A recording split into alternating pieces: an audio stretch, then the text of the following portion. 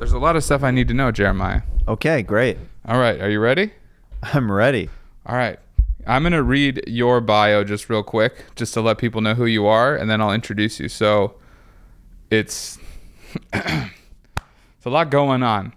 All right. First off, welcome to Sam Jae Has Questions. My guest today is Jeremiah Watkins. Hey, guys. He's What's right there. up? Yeah, I'm right here. He's right there, and I have questions for him. I'm so happy that he's here. Now, this is a quote that stuck out to me on your bio, is that Jeremiah is heralded as the comedian for making Judd Apatow fall in love with comedy again. And that's a direct quote from Judd Apatow. Yes. Yes, it is. What in the world did you do? I shaved my pubic hair live on Comedy Central. And No. yes, I did. Is that it? Yeah, that's what it's from. He literally saw it and he's like, I've never seen this as a bit before. He's like, this is crazy. He's like, you've made me fall in love with comedy again. That's awesome. And then what's even great about it, so like some people might be like, okay, he was clearly joking. Like he was tongue in cheek. You know what I mean? Yeah. I made the meme of him saying that, and he reposted it to his Instagram, and he said, "I'm honored to repost this." He's a cool guy. Whoa. That's just the first thing. I didn't even finish it. All right.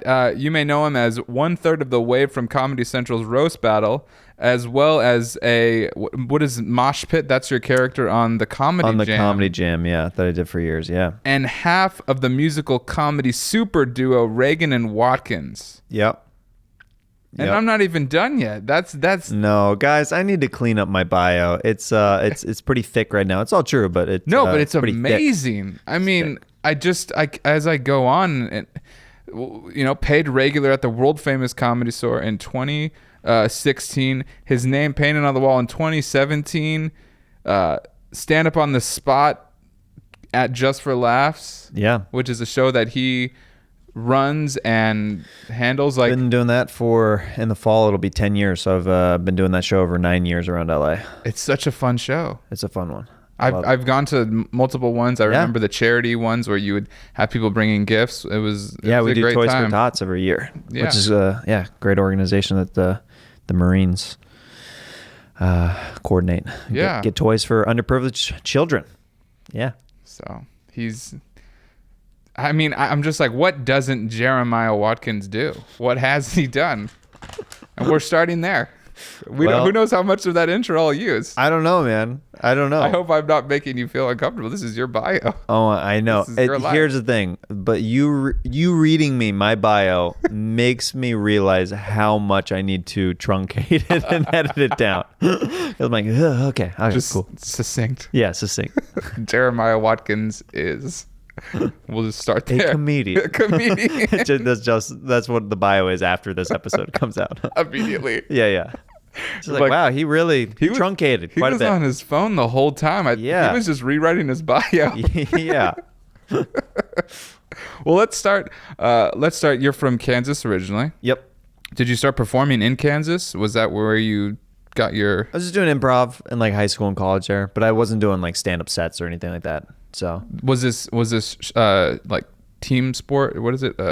Comedy sports? Or no, was it... but I'm impressed that you are aware of that, because that's not a super well-known improv place. But no, it was literally, I just took classes like in high school and college, and I had a couple of teachers that were very encouraging and told me that I had a knack for it and that I had a natural talent for it. And that always helps whenever you're in your formative years. You just need anybody who's not a family member to tell you you're good at something. Yeah.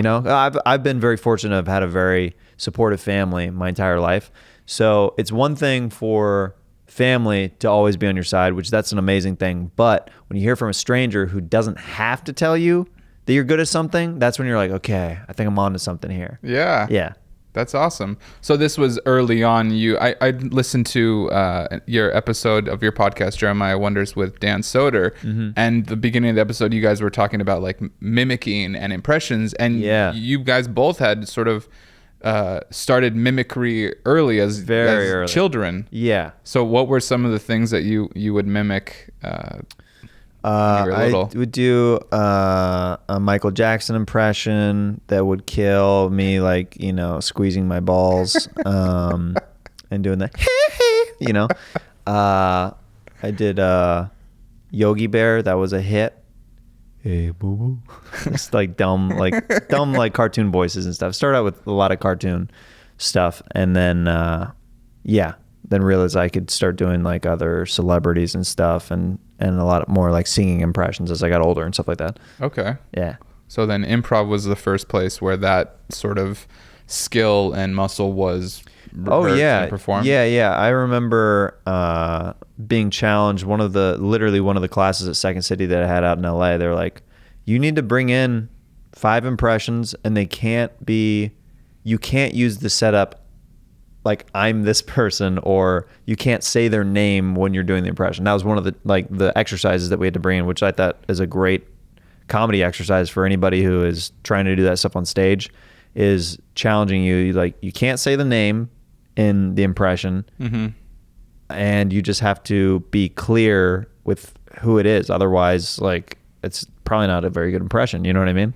Yeah. And I've cracked up watching your impressions reel that you had out. It's like a pink background or something. The thumbnail of it. Yeah. That's from a while ago, or like a couple years back, maybe? That one's from a couple years ago. I need to do like an updated one. I need to like clean house on some of my older videos online. I've just been doing so many videos for so long that it just becomes like this, like sometimes the stuff lasts and it's like, oh, okay, this holds up, and then other times it's like, ooh, this is a graveyard for old bits. What was I watching today?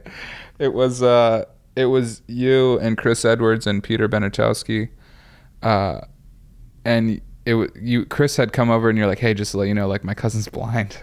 That was the setup of the sketch. Oh yeah. And you guys were watching football, and Peter he has just like dark sunglasses on, and when you guys enter, he's like, what's up? I'm his cousin. I'm blind. I'm like, I love this. I don't know what this came from. Yeah. But it was like from 2013. Oh yeah. It was a long time ago. Yeah. 7 years ago now. Still holds up. That's a funny sketch. Yeah. The premise is like that he keeps saying he's blind, but he keeps like he's catching beers. Like, it's a very like a Daredevil kind of sketch. Yeah. Gotcha. So words of encouragement were very helpful from strangers getting into improv.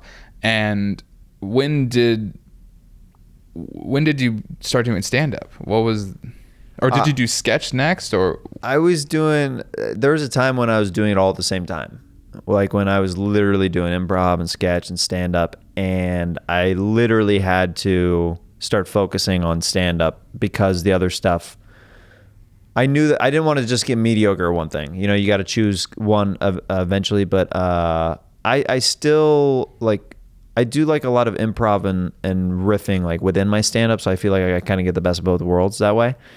And I want to get back into doing digital sketches because I really enjoy doing it. And I riff a lot on my podcast on Jeremiah Wonders. So there's a lot of bits that come out of that, but there's still like a want inside me to do a proper sketch show. Like, that's still like a dream of mine, is to do like a proper sketch show, you know? Okay. Yeah. Cool. So you were sort of dabbling in a little bit of everything, but so it was stand-up that you ultimately chose, but why stand-up? Because I mean, that's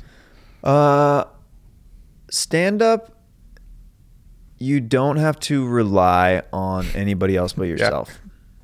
Yeah, exactly. I love improv and I love sketch, but as a career and me as a motivated person, the improv groups I was in, the sketch groups I was in, any collaborations that I've had where it's big ensembles, I find that I'm always the one who has the most passion and drive for what the project is, and that's not always the best feeling. Mm-hmm.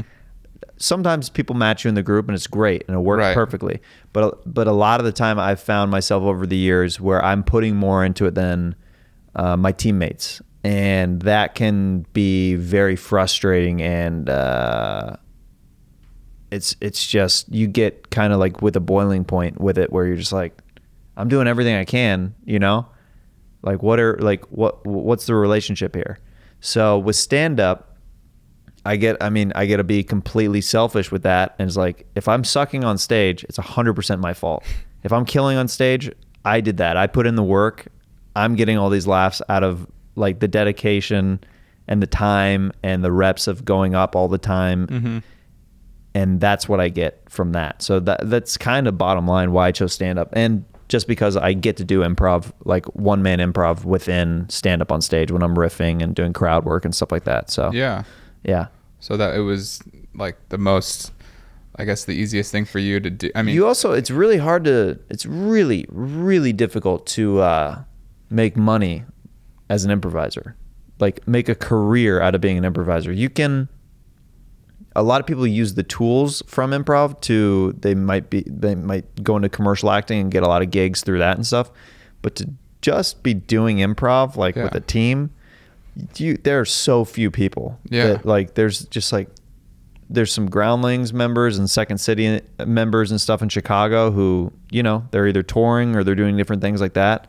But it usually is leading them to other things. But it's really hard to be just an improviser and make money enough where you're touring or just be able to do that as a career. Yeah. I mean, how do you sort of set, you know, diving into stand up, and from an outside perspective of myself, it seems like you never stopped moving in a way. Like it seemed like a consistent just like this momentum kept going around you, whether it was different shows that you were a part of, you know, getting like Kill Tony starting, and then that momentum continuing to go, and stand up on the spot, and just bigger stuff rolling, and then your podcast, like you've done 105 episodes of Jeremiah Wonders. Like that's incredible. Like I just am like I'm at 25. It took me a year, and I'm just like 105. Like, oh my gosh.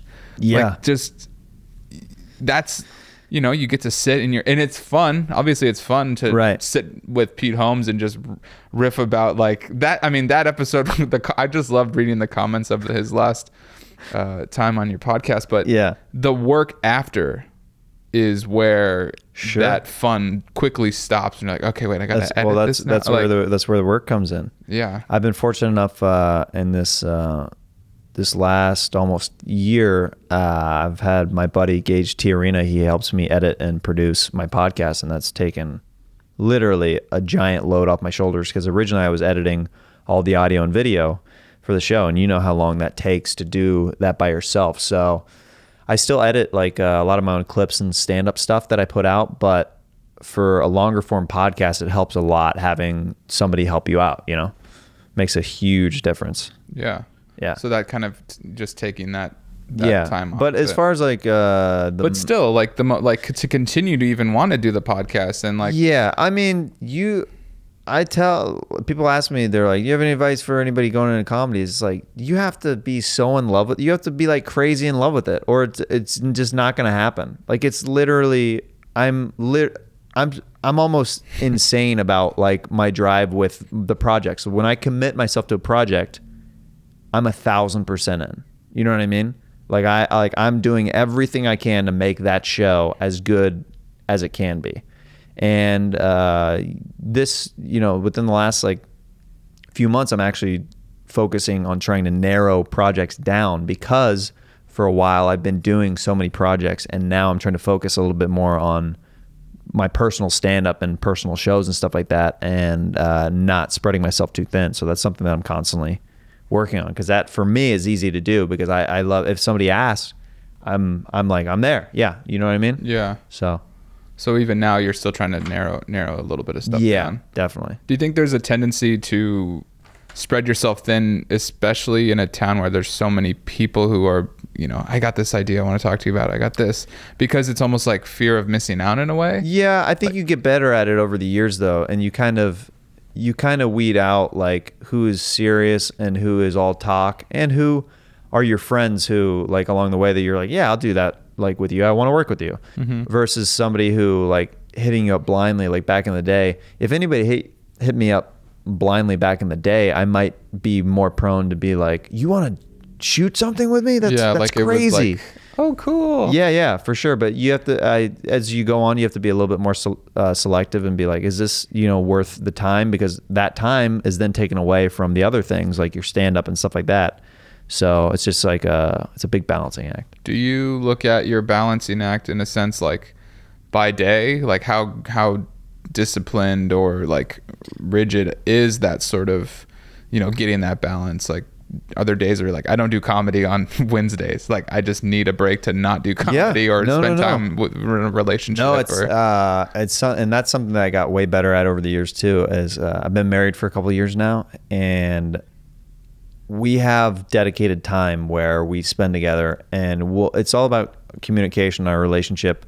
Like, because my schedule shifts all the time, our nights will naturally shift, but a lot of times Sundays are the day that I get off the road and I'm coming in, and I try not to schedule stuff on Sundays and just spend time with my wife, because I'm coming in, I haven't seen her, and it's almost like a reset before the week, and it's a good way of like clearing my head and zenning out before it starts back up again and gets crazy. So I try to set aside Sundays. Yeah. So what is your typical, you're on the road, how many weekends a month? Right now it's between 2 to 4 weekends of the month. So Okay. it's pretty busy right now, but right now is a pretty busy time, because I'm starting to headline my own weekends, and then we also go on the road with Kill Tony. So between the two of those projects, that's pretty intense amount of road. Like February, there's five weekends in February this year, but I'm on the road 4 out of the 5 of those weekends. Oh wow. Yeah. So yeah. Well, so traveling around and seeing these different cities, just getting outside of LA, what's the feeling of the country right now? I feel like there's such a bubble being in LA, and especially a comedian in LA. When you get out, like can you just talk on like what people are feeling when they come up and talk to you at the clubs? Like, I think it's at a point, well, we're in going into 2020, we're at an interesting place where, we're about to face another election in the fall and all that. And I'm not a politics guy by any means, but I think people kind of want to just escape it right now, because with this presidency right now, like in the last 4 years, from what I can remember in my entire life, it's been more in the news than any other presidency. I can't remember any times being a teen or a kid or even early 20s when it was this prevalent, where it was literally, it just feels like every day, and because of Twitter and social media, it's popping up all the time. So I think people are literally, regardless of their viewpoint, they just kind of want to break from it for the most part. They just don't even want you to talk about it. They're almost exhausted because they've been convoluted so much, like in their feed and the news and everything with it. And I also think in some parts, like people think that it might be worse than it is in some areas, and then other places it is as bad as the news is saying. It's kind of, you have to take everything with a grain of salt. Yeah. Some places there is as much tension, and then I think other places it's being blown out of proportion a little bit. But yeah, if that's I'm just curious. Like, I feel like, do you have a specific maybe show or town that you visited that comes to mind that you had a great time in, or like that you were surprised by, like, oh, I've never been here before and I thought it would be, or I mean, not necessarily you thought it would be negative, but any place that stands out that's like, oh wow, the country, this place is special and never change, I mean, Grand Rapids.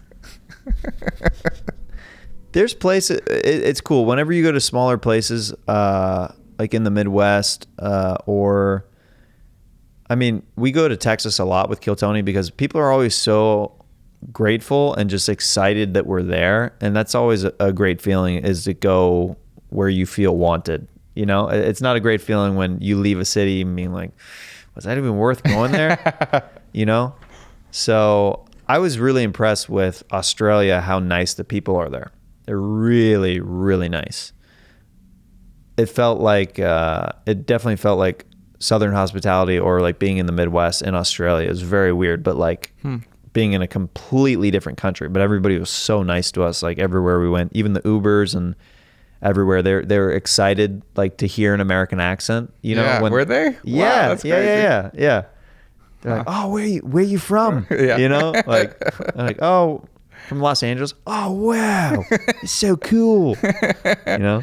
Damn, I need to go to Australia. Yeah, it's definitely a bucket list thing that happened for me in 2019, which is pretty cool. Can you describe? Well, I'm curious about two things, like why the format of your podcast, how'd that come about, and then I wanted to sort of talk about the early days of Kill Tony as well. But sure, let's start with Jeremiah Wonders. Like, was it always that format? It keeps evolving. That's what I like about it, is I keep finding things that I like and that I want to do. Like I literally, in the last 6 months, I added a segment called Wig, where me and the guests put on wigs. I bring out a box and they pick one for me, I pick one for them, and then we find out together who these people are. So like we kind of like start feeling each other out, like, your person kind of looks like this, or like I kind of feel like this when I'm wearing this, and then it becomes two characters doing a scene together. And that's a brand new segment. But yeah, it's all things that I love to do. Like the theme of the show is anybody can call in at any moment, right? But it's me and the guests doing the characters who are calling in. So that's just that's a way for me to do silly voices and different characters and stuff like that. And then the last segment is called Sax Talk, and somebody shares a story. The guest shares a story of a sexual encounter, and I play saxophone underneath, like it's a sweet saxy monologue, you know. And I play saxophone, and I love playing sax. So it's things that I love. So I think that the more I inject myself in the show, and the more like I'm doing things that I really love, I think that's going to come out more and more and keep making it more and more unique. Because it's already, as far as I know, it's a pretty unique podcast compared to the typical format, which that's what I'm going for. Yeah, and it's like, it's even that it has that visual part of it that's like, I definitely would rather watch it than listen to it. Yeah, like it's so crucial to see what funny faces you're making, and like the wig, like, yeah, you gotta just know he's wearing a big brown wig, like if you gotta see it, right? So that's an added benefit of it. And you know, chopping up the little fun riffs that come from that, it's like you can generate so much like just fun to share. Like I think overall, just like your energy and watching you perform, it's just like, it's this fun that's like, I mean, you read it in the comments. People are like, that was 2 hours of the funnest thing ever. And I'm just curious, like, where that started. Was that your original type of performer when you started doing stand-up? You know, or were you maybe more like in your head, or you know, what was like the early Jeremiah talking about on stage? I mean, the early Jeremiah it's just you know, it's very similar to what I'm doing, but my jokes have just gotten better over time. But I've had too much confidence on stage. Like I started off, I'm like, well, this is gonna destroy, and then it didn't, and I was like, this audience doesn't know what they're missing out on. So I had this like almost blind confidence always, because it was hammered into me so much as a kid from having a supportive family and stuff like that. And my goal was and always will be, have fun, and the audience will have fun with you eventually. Yeah. Not always right away. Somebody will. Somebody's going to connect with it. If you're at least having fun, like I've had sets where I've bombed, but I was having fun bombing, and it made it fun for the crowd. Do you know what I mean? Like that straight up happens sometimes, where they're like, yeah, like this isn't the best set, but like we're making the best out of a silly situation. Mm-hmm. And that's kind of how I treat comedy, is like, I'm going to have the most fun that I can possibly have. And I hope that translates to the audience. And I hope that makes the people in the audience, or they're listening or watching, have the most fun too. What is, for the people that have never performed, what does bombing feel like to you? Okay. Let me try to think of... like it's too painful. No, I'm trying to think of if this will make sense. Okay. Have you ever been at a party and you go to introduce yourself to somebody and they look at you and then they go, "We've met before"? Take in that feeling and spread that out and extrapolate that and just sit in that moment for as long as possible. And they don't say anything else. They're just looking at you now. And now you're trying to recuperate and save yourself and be like, "Oh, yeah. Oh, that one place." They're not buying it, by the way. Then you turn to someone else and you do the same thing. It keeps You going. do the same thing. And I'm like, "Hey, I'm Jeremiah." And they again go, "We've met before." It's literally that feeling, that sinking, like, "Oh no, I made a fool of myself. Oh no, how am I going to fix this?" Because then it's pretty hard to bounce back from that after you do that at a party or something. When you straight up, it's kind of hard. So if you're able to do that, then you can be comfortable bombing. I forget what I say. That happens a lot, and I go, "Yeah, I don't remember." You're forgetful. You say that? I feel like I've said a version of that because especially if they say it in like a dickish way, like, "Oh, like you have some empathy. I forgot who you are." Like, Yeah. I know, dude. You know what I mean? Like, I never, whatever. If people don't remember, it just takes a while, especially people of any like if they're higher caliber or higher up in comedy. Like, I've met some people so many times, but I'm never like, "Dude, we met here," and yeah. It was backstage at the festival, and they're like, "Oh yeah, I just got off stage. Why would I remember you?" You know what I mean? They're in their head right after they got off stage. Yeah, I get it. I never hold people. That's good. No, that. I think that's a great explanation of bombing. It's the first time I've said it, so I feel pretty good about that analogy. This podcast is done. Yeah. It said everything. Was there someone early on that gave you advice that stands out for getting through as a open mic comedian and working your way up?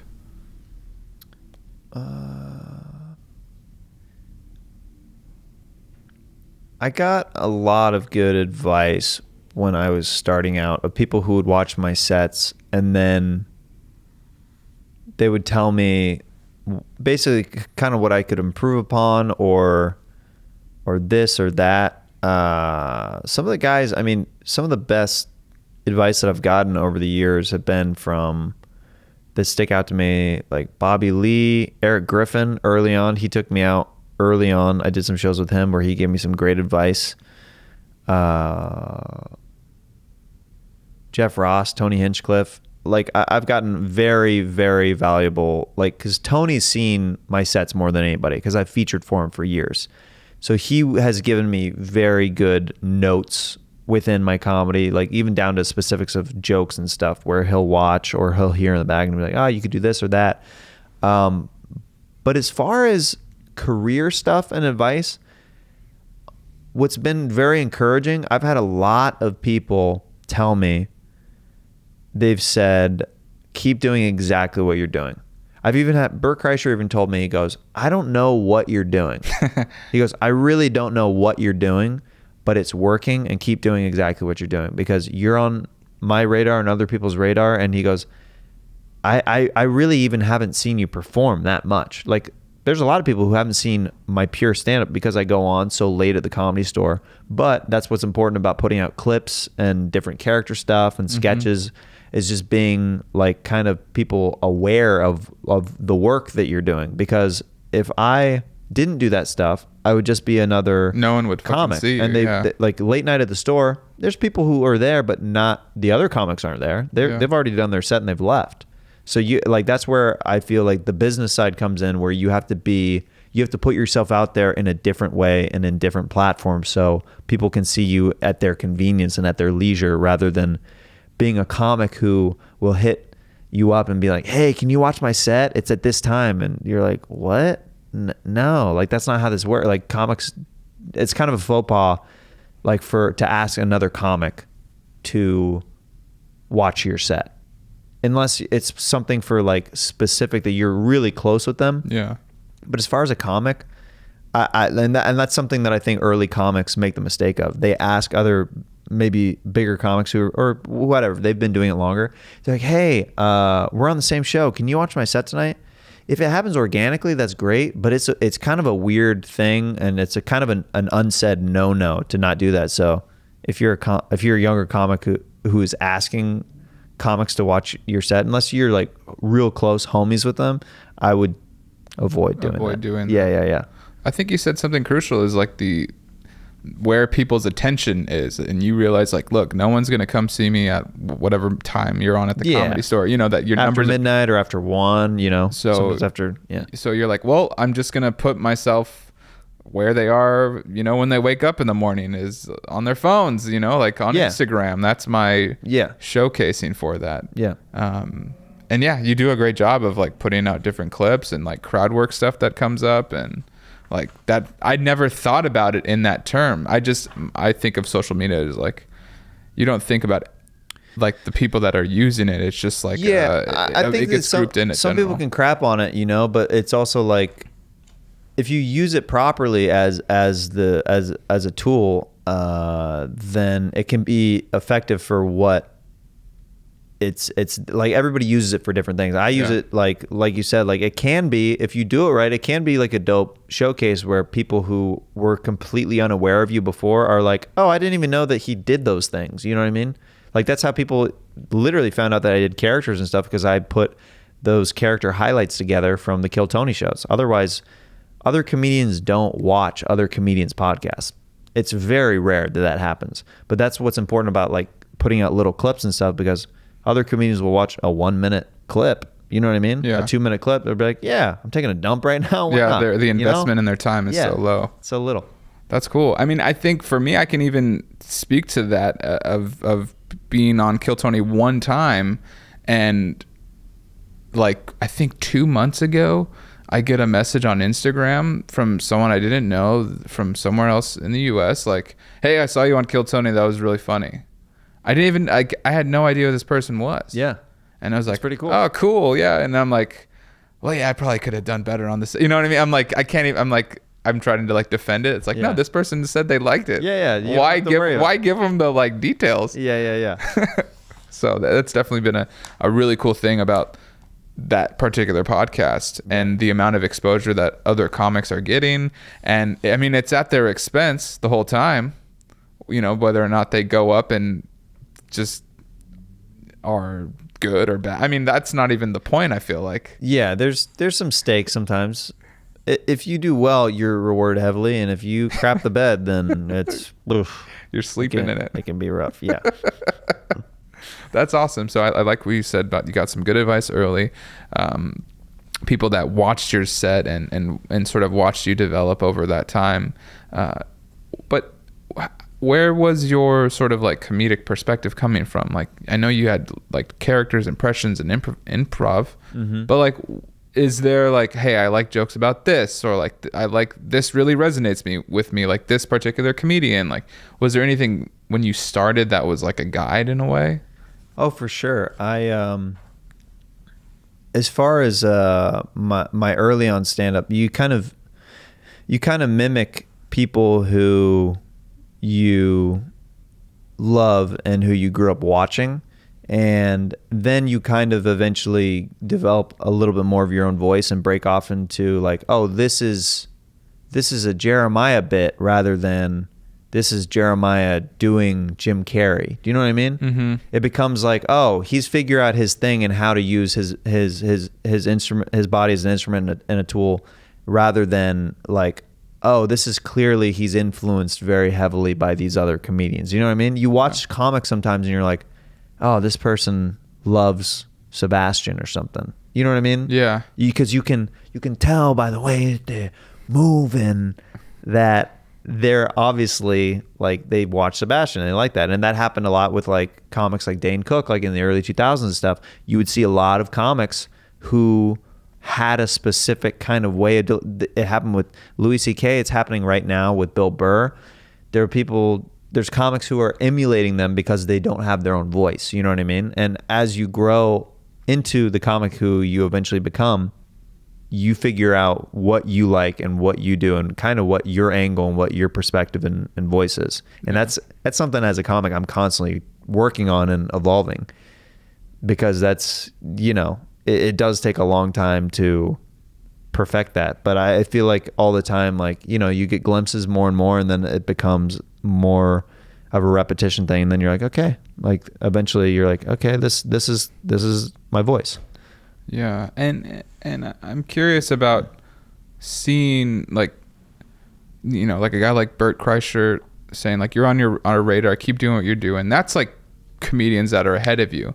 And I guess I'm curious, like, have you had conversations with, like, what the, like, entertainment side of it is, as far as, like, what am I asking? Like, agents or managers, like, do you see where they want you to go? Because I feel like that's what a manager and agent would do, is like, okay, we got this guy, we think we can kind of like pivot him to this. Like, have you like seen, I don't know, I don't want to get too like specific, but do you see a place where they're like people want you to go, or like something that's like, that's not really, like, I don't want to do acting, I want to just do stand-up, or maybe I can, like you mentioned, a sketch show, like like, have you seen anything like that since the last couple of years with getting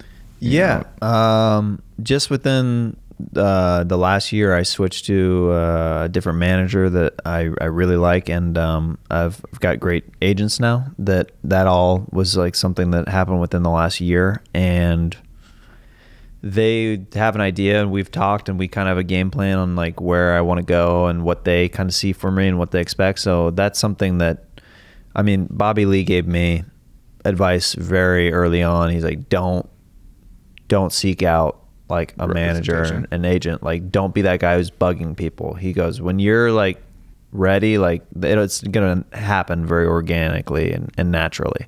So that's kind of how I feel like what's been going on. Just like, even though like within this last year, like it's more like I've had a lot of managers and stuff in the past, but I feel really good about the people who I'm working with now, and excited for like the ideas and stuff that we're kind of working on, if that makes sense. Yeah. You feel you're at a good spot. Like, yeah, you've got to see kind of what's working, what's resonating online, you know, different touring and doing different shows and headlining yourself and with Kill Tony. I mean, what do you see as like the future of Jeremiah, like in, I don't know, let's say 10 years, another decade in comedy? Like, what's...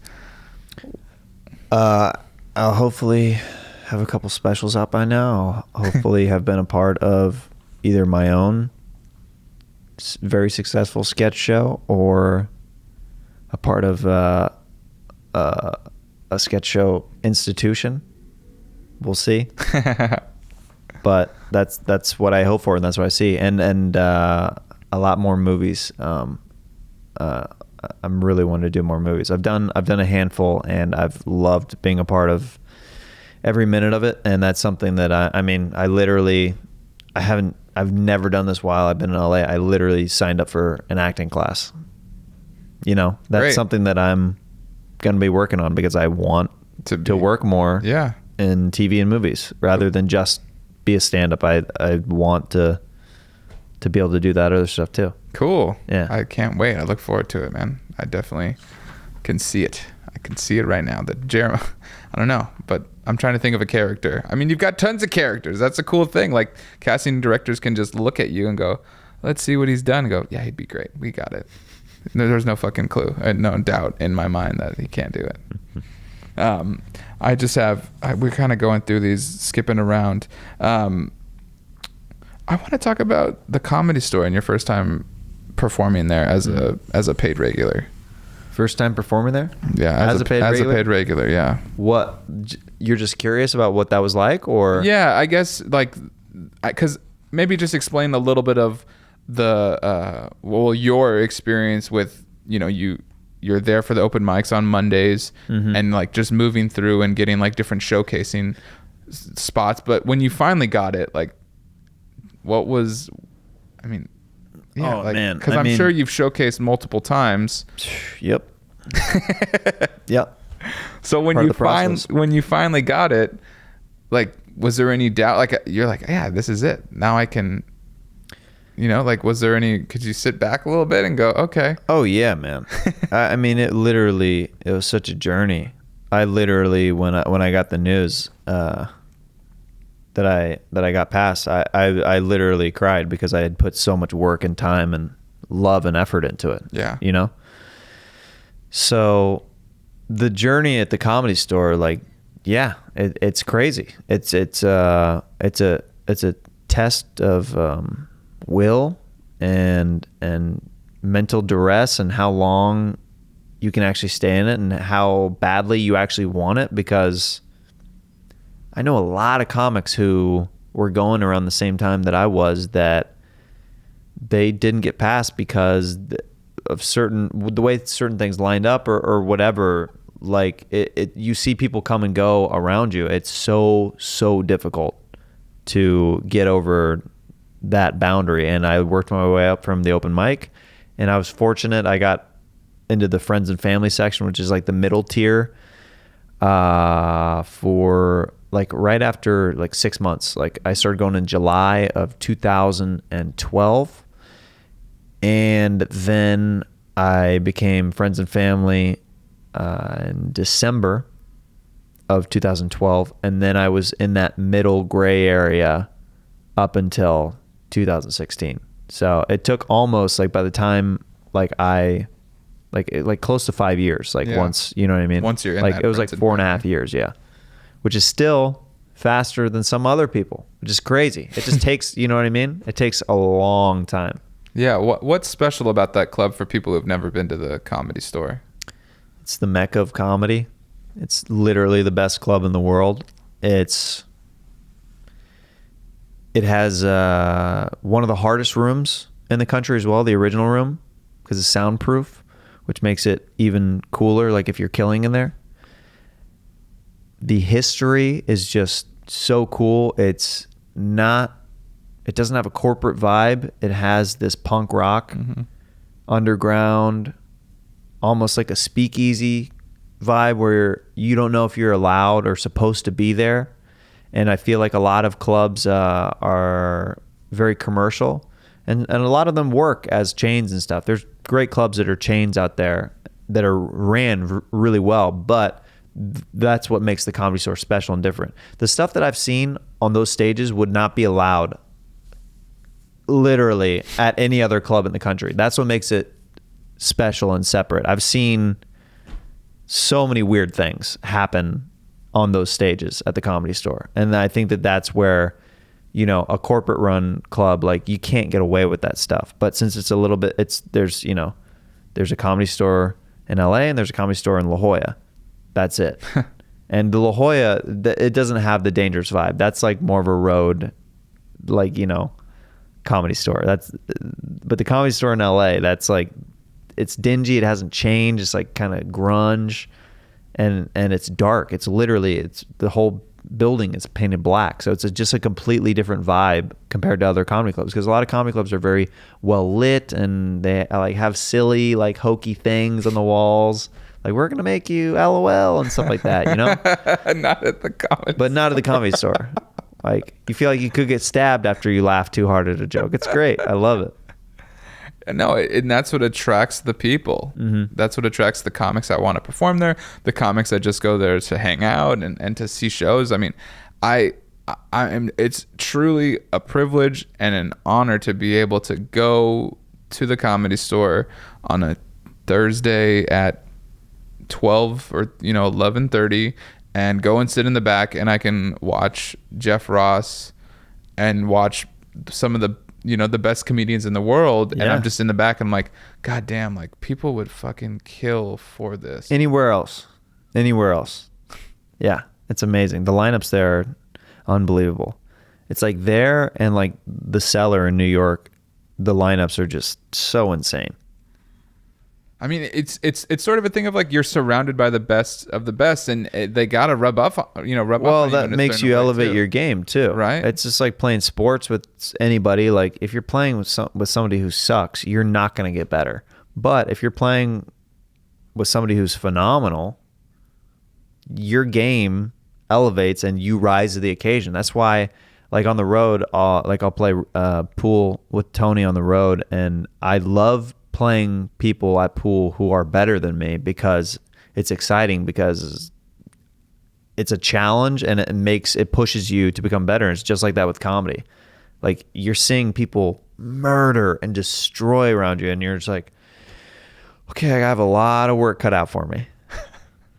Can you talk about maybe the first time you had to follow someone that just destroyed the room and you were like, okay, yeah, I'm gonna go out there next? Like, is there a particular moment maybe when you were first past that, or I guess in any time that you were there? I mean, I had to follow CK in his prime, and that was pretty difficult, you know. He had just done like 15-20 minutes, and I went up there and I was supposed to do 5. I was like, what I literally like, I did my thing, I addressed it real quick, how cool it was that he was there. I went into stuff, did okay, did fine, and there were some comics in the back. They're like, you did the best you could, man. That's a hard situation right there. Like, you did exactly what you were supposed to. You addressed it, you moved on, and reset the room for the other comics. You know what I mean? Yeah. So, but I actually love following big people now. I love it because it's almost like it's a test. It's like, can I do this? We did a benefit show for my wife's nonprofit a few months back, and the lineup was Pete Holmes, Ron Funches, Dane Cook, Bobby Lee, and Kevin Nealon. And I put myself at the end of that show as a test, literally for myself. I could have put myself in a cushy spot in the middle, would have been fine. I went on. I had to follow Bobby at the very end after everybody had been killing all night. And Bobby, he was testing me because I used to feature for him. I used to host for him. He literally did a material that I haven't seen him do in a long time. Like, that is like so tested on the road. It murders. He did like some of his A stuff, I think, just to mess with me to see if I could follow it. And I ended up closing out the show, and it was great. But it was just one of those things where it was kind of a defining moment for me, because it's like, okay, I can hold my own, you know? And it's fun. Like, I brought something. I bring a completely different energy than all those other guys. They kill in their own way, and then I do my thing in a different way. So that was kind of for me. Like, I like going after big people now, because now it's like, okay, prove that you're here for a reason, you know, and that you earned this. That's kind of how I look at it. Yeah, that's great. I think, I mean, that's incredible. I can only imagine watching Bobby Lee just destroy, like you said, doing his. That's that feeling backstage where I'm literally, I'm like, okay, Jeremiah, here we go. Like it's time. Like, it's game time right now. Game time. Yeah. I have just a few more questions for you. I know we're kind of coming up to. I want to get you out of here soon. Can you describe? Okay, so this is, how do I set this up? As a comedy audience now, people who are interested in comedy have such access to comedians with their podcasts, with their Instagram, with, you know, everything. Do you think that makes for a better audience because they can they understand how ideas are generated? They understand what bombing is like. Is that a better audience versus someone who's sort of maybe seeing comedy for like first time? Absolutely. Or that's the audience. Absolutely. A comedy savvy audience is, in my opinion, much better, because I've done shows where legit it was the first time, like one of the first weekends at a club opening, or it's a lot of people's first time seeing a comedy show ever. They literally do not know how to behave. You literally have to train those audiences of people who have never been to a stand-up show, because you would think that they have seen some kind of specials or something where they kind of get how the dynamic works. No. There's some people who literally have no etiquette whatsoever. So you have to explain to them, like, you know, when you guys like stuff, Be vocal about it. Don't keep that in, because I always am very in the moment, and I'll call stuff out like that. Like, because you'll get naturally more quiet audiences than other. And then once you comment on it, they will loosen up. They're like, oh, I didn't even realize that I'm not giving this guy as much as I should be. Because like, there's an energy dynamic that sometimes they don't know about. They're unaware of, like, oh, I'm supposed to laugh out loud and not be like, which is the worst. Like, or just smiles, like. Yeah, they're just listening. And then they come up to you after the show and they're like, that was great. And you're like, I needed you back there. What are we doing? Give me something. Come on, it's okay. Yeah. It's okay to be loud. So that usually helps them out. Yeah, so people who listen to podcasts and stuff and who watch specials, they're a much more savvy audience, so they understand how the relationship works between the comic and the audience. So yeah, they're usually, if not always, better. Yeah. Is there a Jeremiah Watkins fan, like a type that you've encountered? Like, my fans are this, my fans, have you noticed any common, I would like to think, it's funny.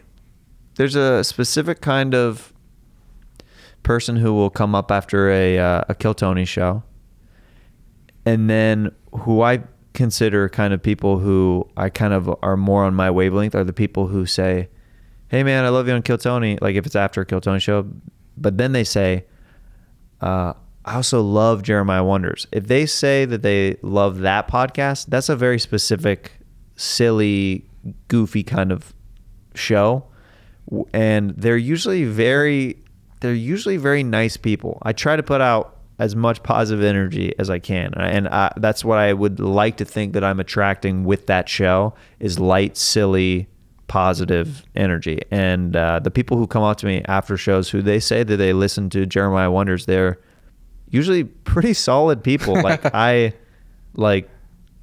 are the people who it's almost like, Kill Tony has a specific sense of humor, and then Jeremiah Wonders has an even more specific kind of sense of humor, because that's my show. I'm hosting that show, and I'm the driving force and the vehicle of that. So of course it's going to be more silly and outrageous and stuff like that, because I'm at the wheel. So I'd like to think that, the listeners of that show are like, they're very positive people. That's great. Yeah. And you're giving them more positivity. Yeah, that's the goal. It's like a feedback loop. Yeah. That's awesome. I'm excited to watch Eleanor Kerrigan's. Oh yeah, I checked that one out on the. Yeah, she dropped a lot of cool comedy store stories, because she worked as a waitress there for years before she was a comedian. So it's pretty cool. I love seeing her when she usually goes up late at night. Yeah, she's hilarious. And it's like, oh my gosh, you guys got to see her. She's great. Oh man. Okay. Here we go, sir. This is the home stretch. Home stretch. Yes, sir. Okay. We talked about balance earlier. What are the non-comedy activities that you do that kind of keep you hit the reset? I know you mentioned Sundays were important, but is there any little tips and tricks you want to give to the people as well? I went on a hike with my wife earlier. I know it's exclusive to LA, but I'll go on a hike or a walk with friends. It's a way to catch up sometimes. I was skateboarding for a little bit. Yeah, that's right. I freaking broke my arm and shredded too hard. I shredded too hard, bro. It's a little bit too traumatized from that. I'm legit still traumatized from breaking my arm, because I'm so nervous about getting injured again and it affecting comedy stuff. So I haven't been skateboarding lately. I've been playing a lot of pool lately, which is a great way. It's one of my favorite things to do after shows, to zen out, because it has nothing to do with comedy, and it's something that you can see, like with a sport, you can see improvement whenever you put in time into it. And music for me is very therapeutic. Playing sax, guitar, stuff like that. I love doing that kind of stuff. Like, and that has nothing to do with comedy. It's just literally stuff that like makes me feel good and like better about myself. And I'm not even like, I'm a pretty good musician whenever it comes to just like being a musician in general.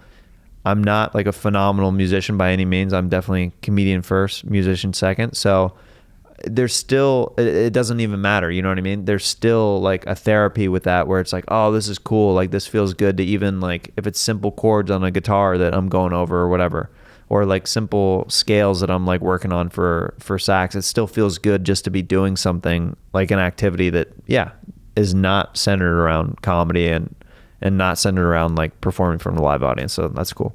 Yeah, that's awesome. And yeah, like the activity's enjoyment is the main reason for doing it, you know, like there's nothing to get out of it. You like, and you can see the improvement with pool. That's awesome. I definitely need to find something that's not skating, because I got hurt skating as well, and I'm like, God damn it. It's just like, how did I do that to my back? Like, fuck. Yeah, it's frustrating, because like I really shouldn't have broken my arm. Like I how I bit off more than I could chew.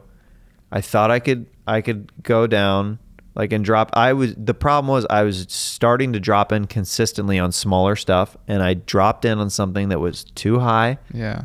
And yeah, just. Yeah, and unfortunately they filmed it, right? That's the worst Fortunately. part. Dude, is that I'm good? so glad that was documented. Rather, I would have been way more pissed had that not been documented. I at least have video of me breaking my arm. I'm like, all right, well, at least I got a video out of it. That's the silver lining. That's something. Yeah, I don't. It's a painful video. I'm so sorry that happened. Oh yeah. God damn. It's pretty cringe. Okay. Here is my last question for you, Jeremiah Watkins. It's a life billboard. If you had a billboard on Sunset and La Cienega, you know, the one up above the little pink dot, what would yours say? It could be a message, an image, anything to the world. Wow. Well, I'll give you some examples if you... I mean, okay, if it's not career related, it can just be a message. It could be a message. It could be, you know, someone did like, hey, Venmo Katie Molina, you know, Venmo me $20. Anything.